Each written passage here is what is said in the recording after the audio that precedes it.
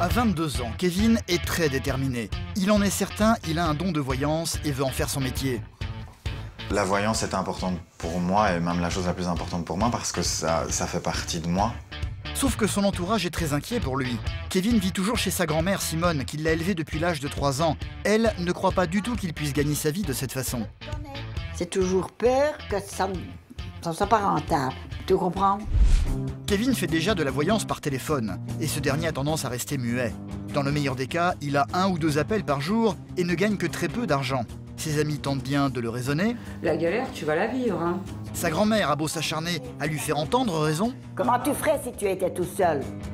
Mais rien n'y fait. Kevin persiste à s'accrocher désespérément à son rêve. Je crois que c'est comme ça qu'on réussit, c'est au culot. Faut y aller au culot, faut oser. Mais il y a peut-être un espoir pour lui. Un certain Claude, voyant professionnel très connu à Paris, a accepté de le rencontrer pour éventuellement l'embaucher. Autant dire que Kevin va se rendre au rendez-vous terrorisé. Bonjour, je suis assez ému par le moment. Mais le jeune homme a-t-il vraiment un don de voyance? C'est ce que Claude va tenter de déterminer en le soumettant à 3 tests impitoyables. C'est vrai, je suis très sélectif, très dur. J'ai une éthique, j'ai un respect du consultant. Kevin devra prédire l'avenir à une proche de Claude. Mais il devra aussi deviner ce qu'il y a dans ces enveloppes sans les ouvrir. Ou encore il devra être capable de savoir ce qu'il s'est passé dans cet hôtel il y a près d'1 siècle. Se montrera-t-il à la hauteur ou non? La voyance, c'est toute ma vie. Ma famille et mes amis ne croient pas vraiment que je puisse en faire mon métier et que je puisse y arriver. Alors aujourd'hui, je suis bien décidé à tout mettre en œuvre pour leur montrer qu'ils ont tort. Le problème, c'est que Kevin est vraiment têtu sur son idée. Il ne nous écoute vraiment pas. Donc moi, je me pose la question, comment va-t-il faire quand sa grand-mère ne sera plus là pour prendre son indépendance sans avoir de vrai métier? Je m'inquiète pour Kevin parce que pour moi, la voyance, ce n'est pas, pour moi, bien sûr, ce n'est pas un vrai métier. Et puis, j'aurais toujours préféré qu'il trouve un travail, mais qu'il fasse ça en supplément. Je suis quelqu'un de très exigeant, que je vais faire passer des tests à Kevin pour me rendre compte s'il a réellement un don de voyance et ce talent. Et à partir de ce moment-là, on décidera si on peut le recruter ou pas.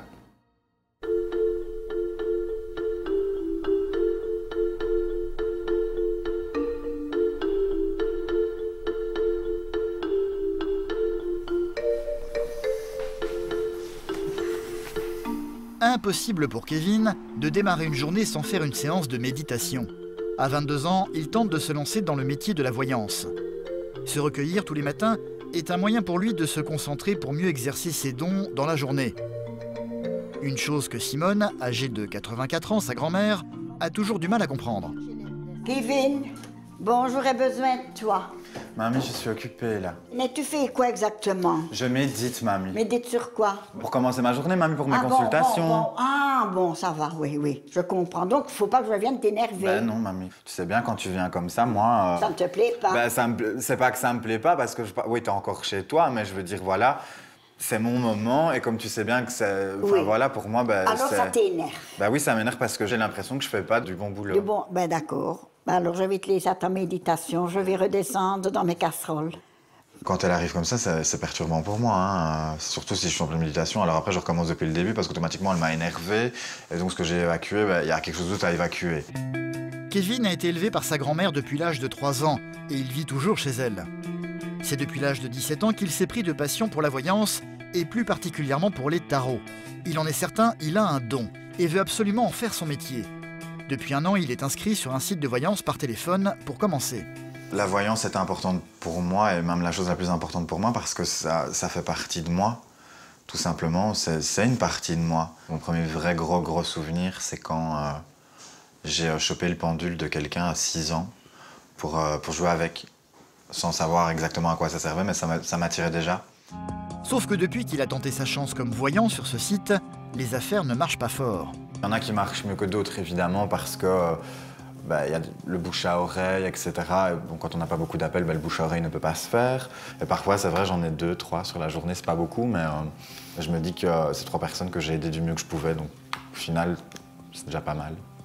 Ça m'est déjà arrivé d'avoir des journées où rien, quoi. Mais rien. Je reste enfermé, j'attends. C'est depuis sa chambre qu'il donne ses consultations et les appels sont rares. Ses journées, il les passe donc à attendre sur son lit que le téléphone sonne, enfin. Kevin va avoir une femme au téléphone très inquiète pour sa vie amoureuse. Je voudrais savoir concernant mon futur sentimental. D'accord, ok. Vous, effectivement, vous vous sentez très invisible. Absolument, oui. Je me demande si je ne fais pas mon temps. Quand on se rend compte qu'on entre vraiment dans une intimité avec les gens, qu'il y a vraiment des choses fortes qui ressortent, qui en découlent, bah, ça devient un peu une drogue, en fait. À condition d'avoir des appels. Kevin n'en aura eu qu'un seul aujourd'hui. Les conversations ne durent jamais plus de 10 minutes et lui rapportent en moyenne 5 € chacune, pas plus. Autant dire qu'il est loin de pouvoir gagner sa vie grâce à cela. Et Simone, sa grand-mère, en a bien conscience et ne cesse de le lui rappeler. Elle a plutôt tendance à croire tout de même au don de voyance de son petit-fils. J'ai encore répondu à une question sentimentale, mamie. Quand maintenant, Ouais. tu pourrais te tromper en... Et alors, tout de suite, les personnes, à ce moment-là, elles te jugeront que tu n'es pas un bon voyant. Bah, j'ai pas la prétention de dire que j'ai toujours eu raison, hein, mais avec tonton, hein, j'avais dit, ces problèmes de cœur. Hein. Jessica, ses jumeaux, je les ai vus aussi. Oui. Je me rappelle, tu m'as dit, tu sais, maman, Jessica, elle a des jumeaux. Je dis, ça va, Kevin. Elle l'avait bien vu. Là, j'ai prédit, malheureusement, j'aurais voulu me tromper, le décès d'un de mes oncles dans telle et telle circonstance. Voilà, c'est arrivé comme ça. Ma grand-mère aussi, j'avais vu une hospitalisation limite imminente et c'est arrivé tel quel. Bon, je ne peux pas te dire que je n'y crois pas. C'est toujours peur que ça ne soit pas rentable. Tu comprends? Mon anniversaire, c'est le 20 avril. Eh ben, le 20 avril de mes 30 ans, si j'ai toujours rien, eh ben, je passerai à autre chose et je le ferai. Parce que tu avais dit, ben, je reprendrai des cours. Mais j'ai pas envie de faire autre chose que ça. Ben, écoute, alors, Voilà. gamin. Peut-être que je vais aller droit dans le mur. Mais en attendant, le jour où je me serai pris le mur, si je dois me le prendre, je me dirais que j'aurais rien à regretter. Tu comprends ce que je veux dire? Mais je comprends tout, Kevin. Alors C'est maintenant, Jennifer. ben, je ne parle plus parce que veux-tu? Hein? Tu as ton idée, je la respecte, et voilà, en souhaitant que ça puisse s'arranger le plus tôt possible. C'est un milieu que je pense que je ne fais pas trop confiance. Pas pour Kevin, mais pour les autres. Parce qu'il est jeune déjà, il débute. Et alors, j'ai l'impression qu'on lui tire facilement, comme disait mon père dans le temps, on a facilement un coup de couteau dans le dos. J'ai l'impression qu'elle me sous-estime pas mes capacités, mais qu'elle sous-estime ma force, mon courage, ma persévérance. Enfin, j'ai l'impression qu'elle y croit pas, mais et qu'en même temps, elle mesure pas tout ce que ça peut vouloir dire pour moi. Simone n'y croit pas parce qu'elle voit bien que son petit-fils ne gagne pas du tout sa vie pour le moment. Nous sommes le lendemain, et une fois de plus, Kevin n'aura eu qu'un seul appel dans la journée. Elle va donc revenir à la charge pour essayer de le raisonner une fois de plus. Kevin, tu as faim? Oui. Bon, tu as eu des appels ou... Un seul. Un seul. On fait pas ça pour l'argent déjà. Et il sera toujours temps un jour. Mais oui, d'accord que tu fais pas Si ça ça va pour pas, l'argent. toute façon. Mais si tu n'as pas d'argent, Mais avec des si, parce que tu dis si ça marche pas, mais ça Oui. pourrait très bien marcher. je peux douter aussi, Kevin. Ben oui, tu peux douter, Si, mamie. bon, si ça ne rapporte pas d'argent, ben, comment tu ferais si tu étais tout seul? Tu vois, tu aurais la chance de travailler comme vendeur et puis tu fais ta voyance après. Si j'aime pas faire ce que je fais, t'es encore plus fatigué. C'est émotionnellement, t'en as marre, tu te lèves avec les pieds de plomb. Alors, gamin, écoute, moi je ne vois pas et je ne sais plus ce que je dois te dire. C'est toi qui vois, voilà. J'ai pas envie de Et faire moi, autre je n'ai pas le chose. caractère à te harceler tout le temps, hein, tu me connais. Oh, Oh, non, on n'exagère pas Ça quand dépend, même. hein. Ça dépend quand tu m'énerves, oui. oui, voilà. Moi, je vois l'instant présent. Ben ouais, moi comme je suis voyant, je vois l'avenir. Moi. Ah ben alors, c'est bien. Tu vois. J'ai peur que, bon, qu'il s'emballe trop vite là-dedans et que, pour finir, que ça ne se réalise pas comme lui espère que ça pourrait se réaliser. Et c'est normal que je me tracasse pour toi, parce que tu vis avec moi. Ben, ça, je comprends, mais ce sera toujours, de toute façon, source qu'on sera jamais d'accord. Ton âge et le mien, c'est normal, nous serons toujours un petit peu comme ça. Ben oui. Mais il y a un proverbe qui dit qui châtie bien, aime bien. Ah ben qu'est-ce que tu dois m'aimer alors hein? Ah oui. Simone n'est pas la seule à s'inquiéter pour Kevin. Pour le moment, le jeune homme n'a pratiquement aucun revenu et vit grâce au soutien de sa grand-mère. Et ses amis en ont bien conscience. Tous sont prêts à croire qu'il a un don, mais qu'il en fasse son métier, c'est autre chose. Eux aussi émettent de sérieux doutes, comme Cindy, chez qui il est venu manger ce soir. Je suis inquiète parce que, justement, quand sa grand-mère ne sera plus là, s'il ne peut pas vivre de sa voyance, il faudra quand même qu'il trouve une solution, un métier, ou se diriger vers autre chose, parce que justement, il ne sait pas vraiment ce que c'est vraiment la vie réelle, d'assumer une vie de... pas forcément une vie de famille, mais sa maison, etc., quoi. Et les autres invités de la soirée pensent la même chose. De toutes parts, Kevin entend encore et toujours les mêmes mises en garde. Je sais pas. Tu penses qu'il va pouvoir en vivre, toi? Faut savoir qu'il y a des envieux, il y a des jaloux. Mais ça, Son talent n'est pas apprécié de tous, donc forcément il va passer par... Voilà, il sait, on en a déjà parlé. Hein. La galère, tu vas la vivre. Hein. Mais rien ne semble atteindre la détermination du jeune homme. D'autant que récemment, il a eu une proposition qui pourrait bien rendre son rêve possible. Pour le moment, ça tourne pas tant que ça, mais à côté de ça, voilà, c'est vrai que par moments je suis découragé, tout ça, mais voilà, quand je suis vraiment découragé, là, une fois encore, j'ai une belle surprise. Il y a un célèbre médium français qui a accepté de me rencontrer, un très grand médium en France, très connu. Il a fait plein de reportages, vraiment une sommité. J'espère qu'il va avoir en moi quelque chose et que voilà, si je peux travailler pour lui, je veux dire, c'est à mon âge, c'est l'aboutissement d'un truc. C'est même pas un palier, c'est un building, ouais, tu vois. S'il te dit que t'es pas fait pour ça, qu'est-ce que tu fais? Tu ranges tes cartes? Je ne pars pas sur cette idée-là. Je me dis que voilà, si ça se passe, c'est pour une bonne raison. Kevin s'emballe très vite. Dès qu'une super nouvelle arrive pour lui, ça y est, il s'imagine plein de choses. Ce que je peux comprendre, il est ambitieux, mais il faut vraiment qu'il reste quand même concentré sur lui-même et qu'il espère pas trop, parce que ça me fait très peur.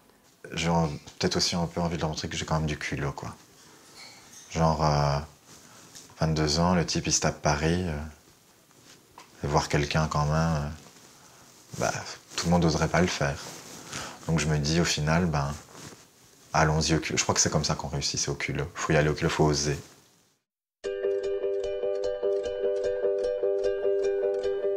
Le voyant que Kevin a prévu de rencontrer se prénomme Claude.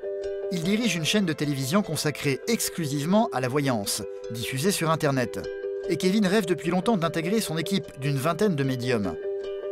Il a rendez-vous à Paris demain avec lui pour passer un test. Sauf que pour le moment, il n'en a toujours pas parlé à sa grand-mère Simone. C'est au dernier moment qu'il va se décider à le faire. Ça va, mamie? Ça va, Kevin, et toi? Ça va, j'ai froid. Tu as froid? Oui. Tu viens souper avec moi ou tu as quelque chose de prévu? J'ai peut-être quelque chose de prévu, on va s'arranger tous les deux parce que j'ai quelque chose à t'annoncer, mamie. Oui, pourquoi tu vas te marier? Non, pas encore, j'aimerais bien, mais pas encore. Tu te souviens de Claude, le voyant que j'aimais beaucoup? Ouais. J'ai une bonne nouvelle, il a accepté de me rencontrer.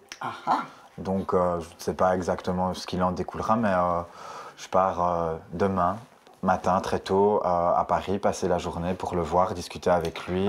C'est une bonne nouvelle, ça. Voilà. Vas-y, mais voilà, vas-y bien avec ta tête sur les épaules. Hein. En partant, n'espère pas... Bon, parce que je te connais.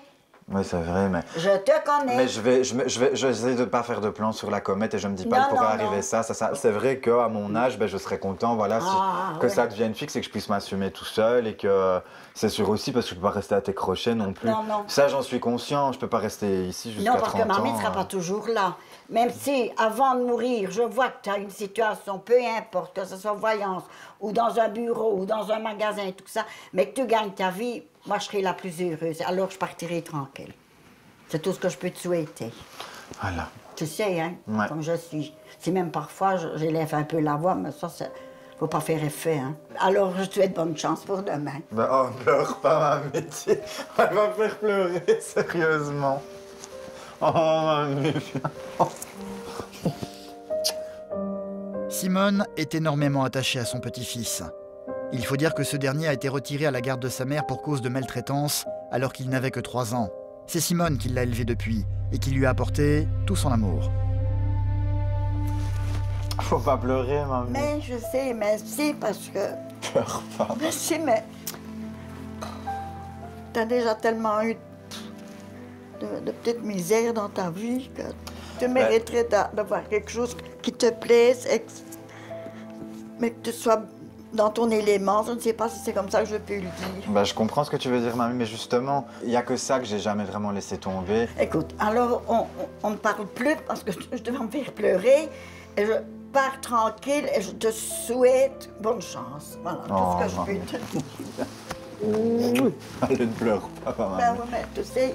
Bah, je sais qu'en vieillissant, tu deviens sensible. Pendant longtemps, et puis il y a un moment que ça va plus. Je l'ai eu depuis tout petit. Bon, ben, c'est un peu normal, c'est mon petit-fils, et je n'ai rien à dire de lui. Il m'a jamais manqué de respect, il est gentil, tout ça. Ben, je ne demande qu'une sorte, c'est que pour lui, il ait quelque chose. C'est aux aurores que Kevin va donc quitter son petit village, se trouvant près de Bruxelles, sans oublier d'emporter avec lui son précieux jeu de tarot.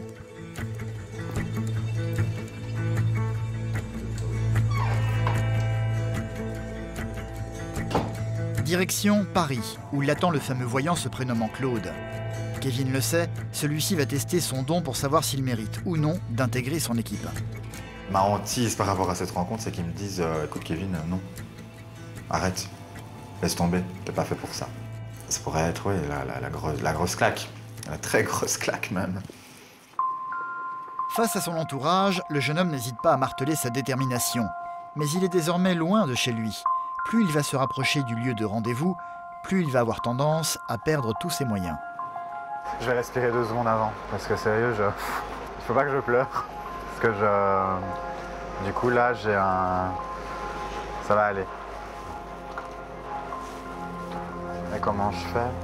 Sa belle assurance habituelle semble avoir totalement disparu. Bon, bah, ça pourrait être pire, ça pourrait être mieux. Bon, de toute façon, c'est pas grave. De toute façon, maintenant, je suis là. Bon, j'y vais.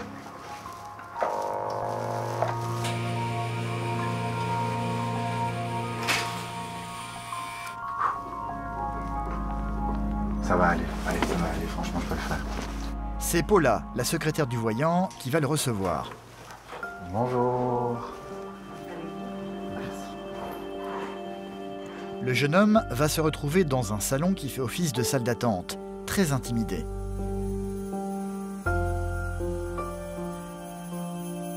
Le temps va passer, interminable. Kevin a-t-il vraiment un don de voyance? Il n'en est plus vraiment certain maintenant. Sera-t-il à la hauteur pendant son rendez-vous? Et Claude, qui va bientôt le recevoir, va-t-il l'accepter dans son équipe? Claude qui va finir par apparaître. Kevin va se retrouver enfin devant son idole.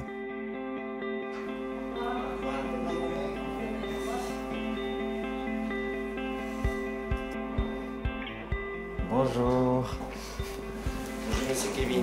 Ça va? Kevin, c'est ça? Kevin. Je vous connais. Mais moi aussi. Je suis assez ému par le moment, mais je vais me contenir, ça va aller. Je me suis senti comme un enfant qui reçoit le plus beau des cadeaux, tu sais, le truc dont il rêve depuis super longtemps. Enfin, je me suis contenu, vraiment, je me suis contenu. Installez-vous. Claude ne va pas perdre de temps et va rentrer dans le vif du sujet. Il veut tout savoir sur les dons de voyance éventuels de Kevin. De quelle manière pratiquer, de quelle... C'est vraiment plus les cartes, mon dada, je veux dire. Vu que vous avez un don, vu que vous dites avoir un don, parce qu'on n'est jamais sûr de rien. C'est vrai, je suis très sélectif, très dur. Claude a prévu pour lui 3 épreuves pour juger s'il est digne d'intégrer son équipe. Selon lui, beaucoup se disent voyants, mais très peu de gens le sont vraiment. Pour commencer, il va lui demander de recevoir quelqu'un en consultation. Vous vous installez, vous prenez mon fauteuil. Quelqu'un que Claude connaît très bien puisque ce sera Paula, sa secrétaire, dont Kevin ne sait absolument rien. À l'aide de ses cartes de tarot, il va devoir lui prédire l'avenir sans plus attendre. Ah oui, là, à ce moment-là, je me mets une pression. Je crois que c'est le pire moment. J'avais vraiment l'impression d'être dans un étau qui se resserrait autour de moi. Mais vraiment quelque chose de... C'était juste pas gérable. Et d'ailleurs, je me demande comment j'ai fait pour pas me lever et partir. J'ai besoin de votre date de naissance, Paula. 21 janvier 71. 21 janvier 71, ok. Vous voulez partir sur quelque chose de précis ou plus global? Plus dans le sentimental. Okay. Claude le sait déjà, la vie sentimentale de Paula est très rangée. Elle est mariée au même homme depuis longtemps maintenant et heureuse de l'être. Sauf que tout cela, Kevin ne le sait pas. Va-t-il le voir ou non? Au premier abord, ce que je vois, c'est que dans votre vie sentimentale, vous avez quand même tendance à rester assez effacé. Vous ne trouvez pas forcément votre place. Vous êtes quand même quelqu'un de transparent par rapport. On dirait que l'autre personne a vraiment plus tendance à prendre toute la place, en fait. Là, je ne réponds pas vraiment à votre question, mais c'est comme ça que je vous vois. Pour moi, si vous êtes encore dans cette idée de vraiment vouloir faire plaisir à tout le monde, vous allez vous perdre vous-même. Ok. Merci Paula, en tous les cas. Merci un peu. Merci d'être venu. Tout cela est beaucoup trop vague aux yeux de Claude et il ne va pas se gêner pour le faire savoir. Si j'ose dire, en étant très honnête avec vous, là, vous ne m'avez pas du tout convaincu. Malheureusement, il n'y a pas de réponse à la question qu'elle vous pose. Je vous ai écouté, on en revient toujours à la même chose. Il n'y a rien qui ressort. Au bout d'un moment donné, si vous voulez, j'entends ça, j'ai une fatigue. Je pense que les gens se connaissent bien eux-mêmes, si vous voulez, et celui qui ne se connaît pas, je pense qu'il n'a pas besoin d'un voyant pour lui décrire comment il est, mais que pour ça, il y a vraiment des professionnels qui existent, que ce soit des psychologues, des thérapeutes, tout ce genre de choses. On n'est que voyant. Pour mieux expliquer à Kevin ce qu'il attend d'un voyant, Claude va le prendre comme cobaye pour une démonstration sur le champ. Allez-y, vous m'en donnez 3.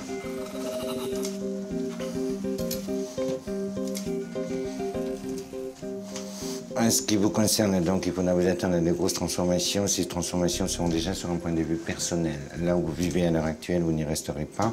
Entre 3 et 6 mois, vous serez amené à déménager. Également, qui c'est qui vit dans un lieu, si vous voulez, où il y a un escalier sur lequel vous avez déjà été ou que vous avez vécu, en tous les cas? Bah, il y a ma grand-mère, ma tante, peut-être. C'est quelqu'un qui peut avoir besoin de conseils ou ce genre de choses. Hein. Et mon parrain, peut-être, alors. C'est plus par rapport à un homme. Bah, c'est mon parrain, alors, oui. Si je pouvais me permettre de vous donner un conseil, d'être plus franc dedans. Voilà, on y va. Ok. On y va. Prenez des risques, lâchez-vous. J'ai été dur avec, mais voilà. Je ne suis pas du genre à passer de la pommade, si vous voulez, pour dire que tout est beau, tout est rose. Et je pense que peut-être que cette dureté que j'ai eue à un moment donné avec lui, c'est plus pour l'aider et non pour le démolir. La deuxième épreuve va être encore plus délicate à gérer pour Kevin. Claude a préparé pour lui 2 enveloppes, contenant chacune quelque chose de mystérieux. Vous allez m'en choisir une. Et si vous pouviez me décrire ou me dire à l'intérieur ce qui peut s'y trouver. Celle-là. Celle-ci. Ok. Qu'y a-t-il à l'intérieur de cette enveloppe? Si Kevin a vraiment un don de voyance, il doit être capable de le deviner.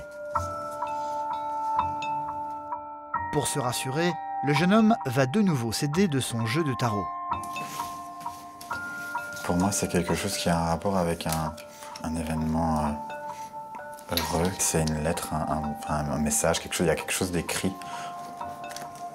Mais vous ressentez plus un lieu, la photo d'un objet, Moi, je partirais plus sur un truc de paysage, ou je sais pas.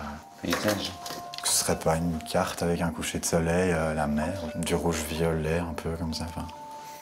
Claude va finalement autoriser le jeune homme à ouvrir l'enveloppe. A-t-il vu juste ou non?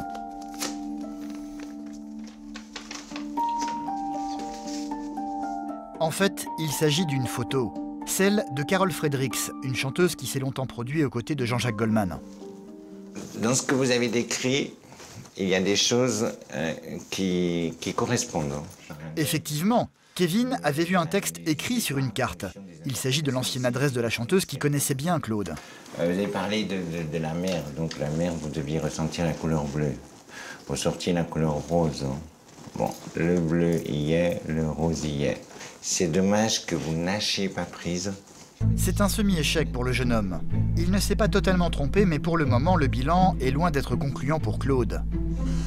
Pour le dernier test, celui-ci va emmener Kevin dans un endroit un peu particulier. Un hôtel parisien huppé, qui n'a pas toujours été un hôtel, justement. Il y a plus d'un siècle, ce bâtiment abritait quelque chose de totalement différent, ou quelqu'un de très connu logeait peut-être ici. Kevin saura-t-il le deviner?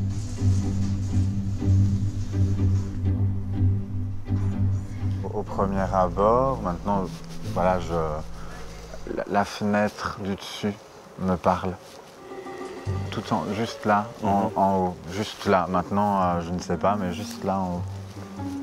Personnellement. Enfin, elle m'a attiré comme ça. Je dois dire à ses toutes premières paroles, j'ai eu très peur. Parce que quand il a commencé à me parler d'une fenêtre, et qu'effectivement on avait bien une fenêtre en face de nous, je me suis dit, oula, où on va? Vous avez vos cartes avec vous?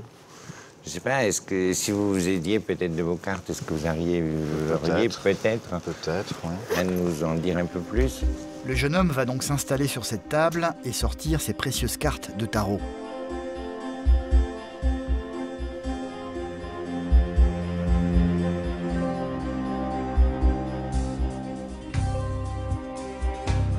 J'ai la lumière, j'ai le silence, j'ai l'élévation, j'ai l'oméga. J'ai l'impression que ça pourrait être peut-être plus un lieu religieux, avec une connotation plus religieuse, parce qu'il y a la carte de la prière qui apparaît, il y a la carte de l'isolement, donc à mon avis, c'était pas un endroit où on pouvait rentrer comme on voulait. Il y a quelque chose, à mon avis, de fermé. Il y a la bénédiction aussi, prière, bénédiction, donc à mon avis, c'était, je dirais, peut-être une église, un couvent, je dirais, ouais, un couvent. Vous voulez la vérité? Ouais. Donc effectivement, vous avez prononcé le bon mot, vous avez parlé de prière, vous avez parlé d'isolement. En tout premier, c'était un couvent. Et quand on m'a dit c'est un couvent, j'ai fait ah. Parce que c'est quelque chose que je pensais pas être capable de faire ça. Cette fois-ci, Kevin ne s'est pas trompé du tout, au contraire même. Il a vu juste en étant extrêmement précis, ce qui a grandement impressionné Claude. Mais je pense que vous avez quand même une interprétation au niveau des cartes qui est quand même excellente. Il y a un mélange des deux, entre la cartomancie que vous interprétez vraiment à merveille, ça là-dessus j'ai aucun doute, et également peut-être ce côté, peut-être voyance, qu'avec le temps, avec la cartomancie, à force de l'exercer, vous arriverez probablement à développer. En tous les cas, oui, je pense que oui, il y a vraiment quelque chose. Du coup, je me sens rassuré. Hein. Vraiment, il y a vraiment quelque chose. Comme quoi, vous voyez qu'il faut oser dans la vie. Bah oui, c'est vrai, mais j'avais jamais fait ça et j'étais super anxieux parce que j'avais jamais... mais je suis pas... Merci, je suis content. Mais Claude a-t-il été suffisamment convaincu par le jeune homme pour l'embaucher ou non? C'est une fois de retour dans son cabinet qu'il va lui donner sa réponse. À travers ce que j'ai vu cet après-midi sur le lieu sur lequel on est allé, et je le répète, je le maintiens, vous m'avez scotché, il y a des gens auxquels je crois, il y a des gens auxquels je ne crois pas.